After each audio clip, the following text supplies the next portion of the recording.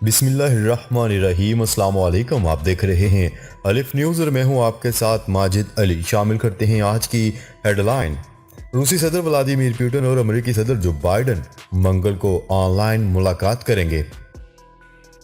Iran को जौहरी मुआहदे की खिलाफ वर्जी की कीमत चुकाना होगी। इसराइली वज़ीर आज़म ने ईरान को बड़ी धमकी दे दी। फ्रांसीसी सदर एक रोज़ा दौरे पर सऊदी अरब पहुंच गए। मोहम्मद बिन सलमान से मुलाकात। चीन और कब्रस के दरमियान ताउन के मजबूत रिश्ते कायम। रूसी वैक्सीन लगवाने वालों को सऊदी अरब में दाखिले की इजाजत मिल गई। यूरोपीय यूनियन और पाकिस्तान के दरमियान पहला सिक्योरिटी डायलॉग आइंदा साल की पहली छमाही में मुनक्किद होगा। खालिस्तान का क़याम बरतानिया में रेफरेंडम का 5वां मरहला। मुत्तहिदा अरब अमीरात के आला सिक्योरिटी अहदेदार का ईरान का दौरा। म्यांमार में आंग सान सूची को 4 साल कैद की सजा सुना दी गई। पाकिस्तान और दुनिया भर की खबरों से बाखबर रहने के लिए अलिफ न्यूज़ को सब्सक्राइब कर लें और बेल आइकन को क्लिक करना ना भूलिएगा। नाजरीन, अपनी आरा का इजहार कमेंट सेक्शन में लाजमी कीजिएगा। हेडलाइंस आपने जानी, अब बढ़ते हैं खबरों की तफसीलात की तरफ। रूसी सदर व्लादिमीर पुतिन और अमेरिकी सदर जो बाइडन मंगल के रोज वीडियो कॉन्फ्रेंस करेंगे। न्यूज रिपोर्ट के मुताबिक क्रेमलिन के तर्जमान दमित्री पेस्कोव के हवाले से रिपोर्ट किया गया है कि दोनों मंगल की शाम बातचीत करेंगे। इनसे जब पूछा गया कि बातचीत कब तक चलेगी तो उन्होंने कहा कि सदर खुद फैसला करेंगे। बताया जाता है कि दोनों के दरमियान यूक्रेन और कई दीगर अमूर पर बातचीत होगी।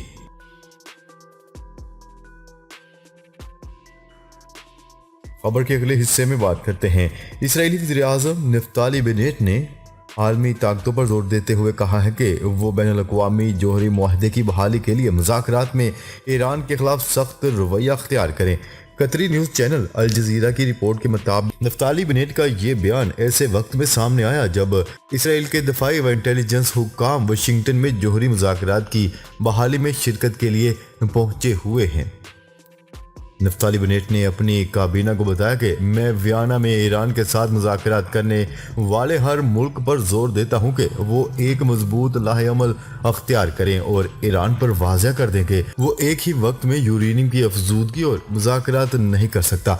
वाज़ेह है कि ईरान के जौहरी प्रोग्राम में मुसलसल पेशरफ्त आलमी ताकतों के लिए तशवीश का बायस बनी हुई है। बिलखसूस इसराइल आलमी ताकतें वियना में ईरान के साथ 2015 के टूटे हुए मुआहदे की बहाली करने की उम्मीद में बैठी हैं। नीज पिछले हफ्ते ईरान ने आलमी ताकतों के लिए एक और मुश्किल खड़ी कर दी जब इसने कहा कि पिछले मुज़ाकरात में पेश करदा तमाम तजावीज़ को दोबारा ज़ेर बहस लाया जा सकता है।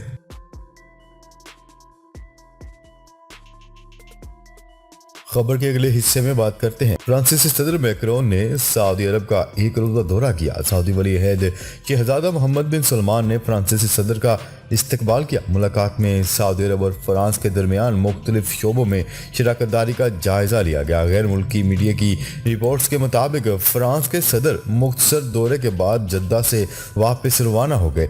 सहाफ़ियों से गुफ्तगू करते हुए फ्रांसीसी सदर मैक्रोन का कहना था कि फ्रांस समेत कई यूरोपीय ममालिक अफगानिस्तान में मुश्तरका सफारती मिशन खोलने पर काम कर रहे हैं।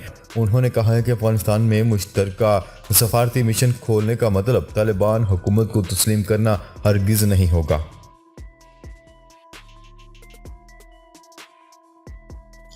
खबर के अगले हिस्से में बात करते हैं। कब्रस के सदर निकोस से चीन के सीनियर सफारतकार यांग जी ने मुलाकात की, जिसमें फ्रीकैन ने दोनों ममालिक के दरमियान बाहमी ताल्लुकात और ताबन को मजबूत बनाने के आज़म का इजहार किया। कम्युनिस्ट पार्टी ऑफ चाइना की मरकजी कमेटी के सियासी ब्यूरो के रुकन यांग ने कहा कि चीन के सदर शी जिनपिंग और सदर निकोस के दरमियान हालिया टेलीफोनिक गुफ्तगू में दोनों ममालिक के दरमियान ताबन बढ़ाने पर इत्तफाक हो चुका है। दोनों इस बात पर भी मुत्तफिक हैं कि चीन और कब्रस के दरमियान ताल्लुकात को स्ट्रेटजिक पार्टनरशिप में बदला जाएगा। कम्युनिस्ट पार्टी ऑफ चाइना की मरकजी कमेटी के खारजा अमूर कमीशन के दफ्तर के डायरेक्टर यांग का कहना है कि चीन और कब्रस इस साल सफारती ताल्लुकात के क़याम की 50वीं सालगिरह मना रहे हैं। फ्रीकैन को मौके का फ़ायदा उठाते हुए बाहमी एतमाद को मजबूत, एक दूसरे की मजबूत हमायत और मुख्तलिफ शोबों जैसे मैशियत, तजारत, टेलीकम्युनिकेशन, नकलो हमल और साफ तवानाई के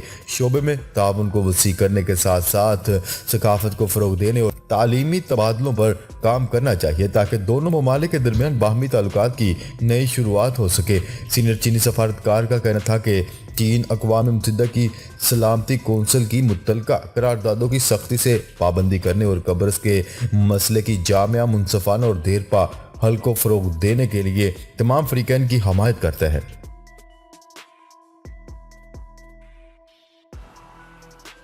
خبر کے اگلے حصے میں بات کرتے ہیں۔ روس کی کرونا ویکسین سپوتنک لگوانے والوں کو سعودی عرب میں داخلے کی اجازت مل گئی۔ روسی حکام کے مطابق سعودی حکومت نے روسی ویکسین لگوانے والوں کو 1 جنوری سے آنے کی اجازت دے دی، جس کے بعد دنیا بھر سے روسی ویکسین لگوانے والے مسلمان اب سعودی عرب جا سکیں گے۔ روسی حکام کا کہنا ہے کہ روسی ویکسین لگوانے والے حج اور عمرہ کے اجتماعات میں شرکت کر سکیں گے۔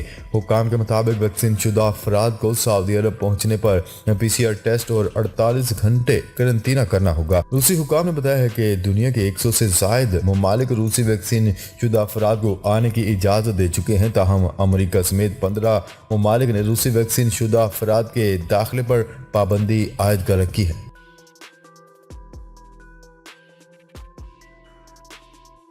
خبر کے اگلے حصے میں بات کرتے ہیں۔ یورپی یونین اور پاکستان کے درمیان پہلا سیکیورٹی ڈائیلاگ آئندہ سال کی پہلی سماہی میں منعقد ہوگا۔ یہ بات یورپین ایکسٹرنل ایکشن سروس کی جانب سے جاری کردہ اعلامیے میں بتائی گئی۔ یورپین ایکسٹرنل ایکشن سروس نے یہ اعلامیہ یورپین یونین اور پاکستان کے درمیان جمعے کے روز آن لائن منعقد ہونے والے 7ویں پولیٹیکل ڈائیلاگ کے تناظر میں جاری کیا۔ ان مذاکرات میں یورپ کی نمائندگی یورپین ایکسٹرنل ایکشن سروس میں ڈپٹی سیکرٹری جنرل اینرک مورا اور پاکستان کی نمائندگی سیکرٹری خارجہ سہیل محمود نے کی۔ ایکسٹرنل ایکشن سروس کے مطابق ان مذاکرات میں یورپین یونین اور پاکستان نے اپنے دو طرفہ تعلقات سے متعلق تمام امور کے ساتھ ساتھ علاقائی سلامتی اور استحکام سمیت خارجہ پالیسی کے متعدد امور پر تبادلہ خیال کیا۔ اعلامیہ کے مطابق ان مذاکرات میں جن دیگر موضوعات پر تبادلہ خیال کیا گیا، ان میں انسداد دہشت گردی پر تعاون، خاص طور پر منی لانڈرنگ اور دہشت گردوں کی مالی معاونت کے خلاف کارروائی اور FATF ٹاسک فورس کی ایکشن پلان کے نفاذ کی جانب پاکستان کی پیش رفت شامل ہے۔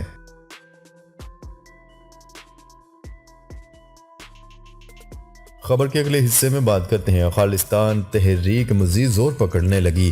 خالصتان تحریک مزید زور پکڑنے لگی۔ تمام تر بھارتی مخالف اور سازشوں کے باوجود بھارت میں سکھ وطن کے لیے برطانیہ میں ریفرینڈم کا 5واں مرحلہ شروع ہو چکا ہے۔ خالصتان ریفرینڈم کے نتائج اقوام متحدہ اور بین الاقوامی اداروں کے ساتھ شیئر کیے جائیں گے۔ برطانیہ کے مختلف شہروں میں ہونے والے ریفرینڈم میں 50,000 سے زائد افراد نے حصہ لیا تھا۔ ریفرینڈم مستقبل میں امریکہ، کینیڈا، آسٹریلیا اور بھارتی پنجاب کے علاقوں میں بھی کروایا جائے گا۔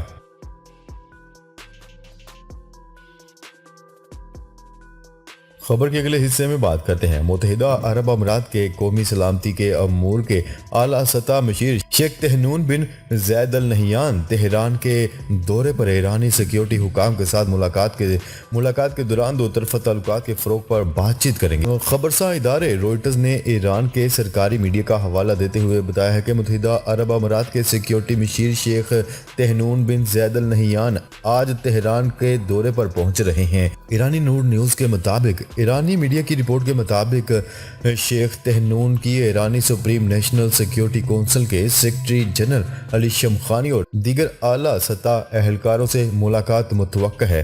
علی شمخانی اور شیخ تہنون دو طرفہ تعلقات کو وسعت دینے پر تبادلہ خیال کریں گے۔ ابو ظہبی کے ولی عہد محمد زید کے بھائی شیخ تہنون کے تہران کے دورے کے بارے میں متحدہ عرب امارات کی وزارت خارجہ کی جانب سے ابھی تک کوئی بیان جاری نہیں کیا گیا۔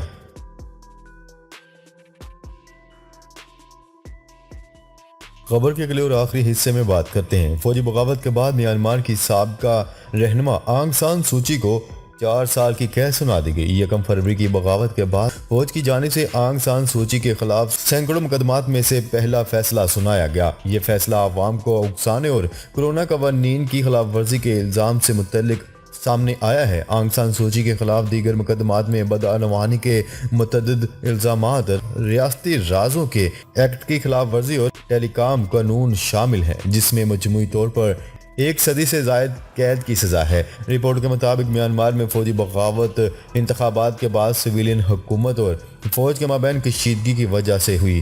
میانمار کی فوج نے انتخابات میں دھاندلی کے الزام بھی عائد کیے تھے۔ ناظرین، اب تک کے لیے اتنا ہی۔